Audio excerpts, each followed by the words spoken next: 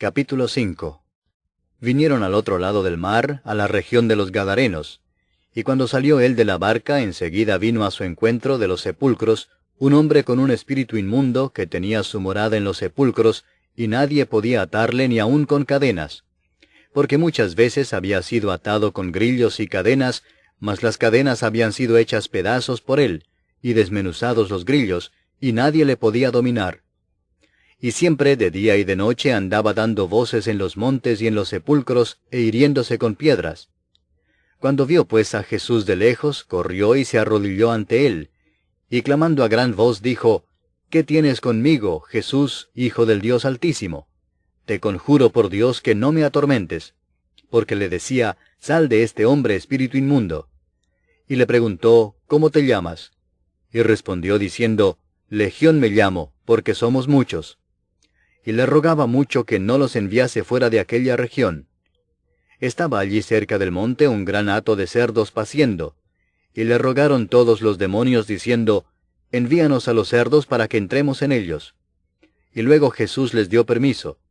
Y saliendo aquellos espíritus inmundos entraron en los cerdos, los cuales eran como 2000, y el hato se precipitó en el mar por un despeñadero, y en el mar se ahogaron. Y los que apacentaban los cerdos huyeron, y dieron aviso en la ciudad y en los campos, y salieron a ver qué era aquello que había sucedido. Vienen a Jesús, y ven al que había sido atormentado del demonio, y que había tenido la legión, sentado, vestido y en su juicio cabal, y tuvieron miedo. Y les contaron los que lo habían visto, cómo le había acontecido al que había tenido el demonio, y lo de los cerdos. Y comenzaron a rogarle que se fuera de sus contornos. Al entrar él en la barca, el que había estado endemoniado le rogaba que le dejase estar con él.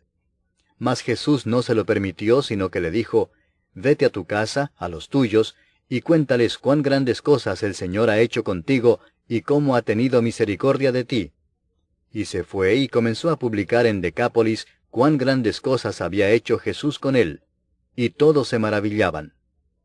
Pasando otra vez Jesús en una barca a la otra orilla, se reunió alrededor de él una gran multitud, y él estaba junto al mar.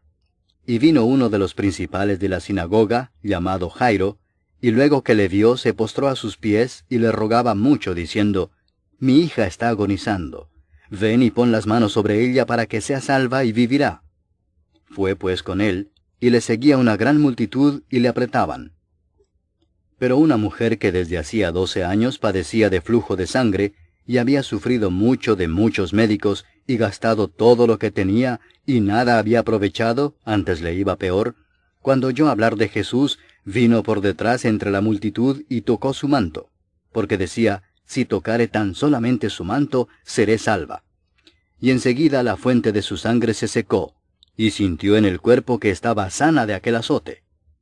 Luego Jesús, conociendo en sí mismo el poder que había salido de él, volviéndose a la multitud, dijo: ¿Quién ha tocado mis vestidos? Sus discípulos le dijeron: ¿Ves que la multitud te aprieta y dices: ¿Quién me ha tocado?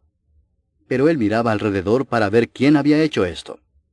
Entonces la mujer, temiendo y temblando, sabiendo lo que en ella había sido hecho, vino y se postró delante de él, y le dijo toda la verdad.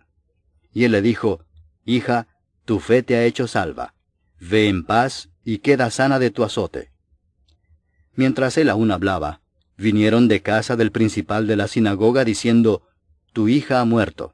¿Para qué molestas más al maestro? Pero Jesús, luego que oyó lo que se decía, dijo al principal de la sinagoga: No temas, cree solamente.